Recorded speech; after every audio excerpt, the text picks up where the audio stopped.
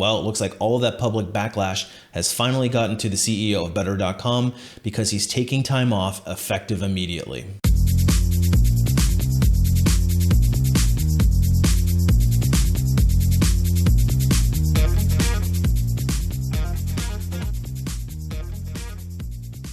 Hey everybody, it's Brian from A Life After Layoff, and today I want to talk to you a little bit more about this ongoing saga of the Better.com CEO layoffs that just recently happened. So unless you've been living under a rock for the last week, you're probably well aware of the 900 people that got laid off by Better.com over Zoom. I'm sure much to the dismay of the Better.com PR department, this story has gone absolutely viral. Essentially what's happening right now is that Vishal Garg, the CEO of Better.com, has announced through a company memo that he is taking indefinite period of time off away from the company and away from his role. So he's effectively temporarily stepped down, or at least I'm interpreting it as temporarily stepping down, probably to put some space between him and this now infamous 900 person termination over Zoom. So if you checked out my previous video, you'll learn all about the salacious details behind the management of the company and my interpretation of that particular video clip, which has been making its round on the internet. So what's behind this taking time off indefinitely? So I'd imagine they engaged with a PR firm who is doing some sort of damage control. And at this point in time, there's probably not a better way for him to get out of the limelight and let things cool down than by stepping away from the organization. Part of me is wondering if he's just stepping out of the limelight and moving into the shadows so that he can manage the company and use somebody else as the public front face of the organization. Who knows? So let's take a look at the email that was sent. Now, this article was on Vice.com. I'll leave a link for it. So it says, "Good morning. Vishal and the board wanted to provide Better employees an update given the very regrettable events over the last week."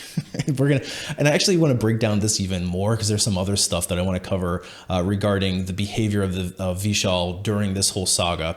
But he says, Vishal will be taking time off effective immediately. During this interim period, Kevin Ryan, as the CFO, will be managing the day-to-day decisions of the company, and he will be reporting to the board.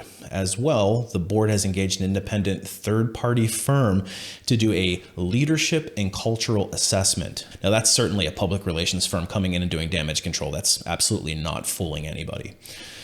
The recommendations of this assessment will be taken into account to build better, long-term, sustainable, and positive culture at Better. We have much work to do. Yes, you most certainly do. And we hope that everyone can refocus on our customers and support each other to continue to build a great company and a company that we can be proud of. And this is the Better board of directors that's saying this. Now, clearly there was an emergency meeting behind the scenes. I'm sure they did not expect this story to go viral, but I'm glad that it did because it gives us a chance to look at companies behaving badly, because there's a lot that we can learn as employees and how we approach our relationship with organizations. But clearly this memo is meant to do damage control, because not only does the poor leadership affect the employees that are working there, but also think in terms of the negative publicity for the customer base. And right, wrong, or indifferent, because the service may be absolutely great, but it is going to have a psychological impact on somebody that was making a decision to use them or engage them to finance a home. And also when you look at some of the toxicity of how Vishal handles his relationships with his investors, is this a company that you want to hitch your wagon to if you're working for them? And the story keeps on getting more interesting because there's actually more stuff that happened after the viral video went out. So if you're not seeing the video of the layoff, I highly suggest you go and check my other video out. I'll leave a link for it. But that'll give you context as to what happened leading up to the layoff and then the actual layoff itself. This is where it gets even better, because after the layoff happened, Vishal apparently hosted a series of town hall meetings. And in that, he addressed the layoffs by laying blame on the laid off employees, alleging without proof that at least 250 people were terminated for working an average of 2 hours a day while clocking in 8 hours a day on the payroll system. So essentially he's accusing his employees that he laid off of stealing from the company. And I've personally heard from Better.com employees who are saying that in a lot of cases this was inaccurate. So he struck an even more aggressive tone for those who were remaining after the layoff. He said, "You will not be allowed to fail twice. You will be encouraged to fail once, but not allowed to fail twice. Not meeting deadlines will not be acceptable.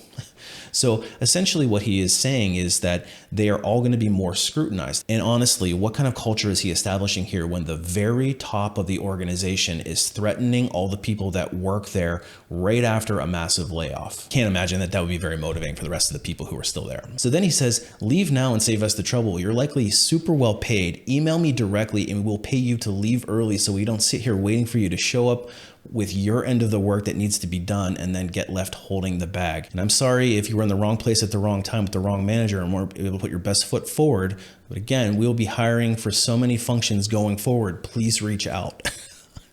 So he's telling that he laid off a bunch of people. Now he's hiring back. This is just so bizarre. Following the Zoom fiasco, 3 better employees resigned. And this is top people: marketing head, Melanie Kahn, PR head, Tanya, and VP of communications, Patrick Lenahan. So basically his entire PR and marketing team bounces after this. Clearly he has such a toxic workplace that all of his top people are leaving in the darkest hour. So I'm assuming that he then had to go off and find an outsourced company to do all this work. Then after 3 top employees voluntarily left the company, he finally apologizes, saying, I failed to show the appropriate amount of respect and appreciation for individuals who are affected and for their contributions to better. Now keep in mind, this is all while they're trying to go public and they've just received a $750 cash infusion from SoftBank, but they decided to delay the merger after the layoffs happened. But really, it's not because of the layoffs themselves, but rather how they were handled and the national attention that it has garnered. So time will tell when they will actually try to revisit this, but one has to wonder if this is going to impact their ability to bring it public, period. And as reported, Garg has had issues with his temperament in the past, including calling one of his top investors sewage that needs to be disposed of. So apparently in April, he was involved with trying to bring this mortgage startup public using Morgan Stanley. And in fact, he actually hired a Morgan Stanley executive as his chief financial officer. And that's actually the same guy that is now acting as the CEO. And keep in mind, Morgan Stanley was the advising company in this whole deal. And then basically it all fell apart. So in response to that, the company decided to instead to list itself on the stock exchange directly by way of a merger called a SPAC, or a SPAC, a special purpose acquisition company. So apparently some of the major investors were not thrilled about this, including Pine Brook Partners, which I referenced in the previous video. And so this is where he decides to shoot off this note to Howard Newman, who is the leader of Pine Brook Partners, again, one of their major investors. So after Newman penned a letter to Garg about his concern for not going the more traditional IPO route, Garg sent this letter back to him. And this is pretty unbelievable stuff. And let's read through it. So this is the actual note that he sends to Howard Newman. He says, "Thank you, Howard. We are planning to use Bank of America. My team, led by Kevin Ryan, our CFO, who most recently led Financial Institution Group at Morgan Stanley, has already been talking to their team. I would love to understand what insecurity or concern prompted this joint letter. And as far as I know, the only people who ever have clearly violated their fiduciary duty to the company were the Pine Brook nominees, namely these people. And now he accuses them of blackmailing him on 5 p.m. on Friday afternoon and held the company hostage until I invested $5 million of my own personal money into the company at this point in time.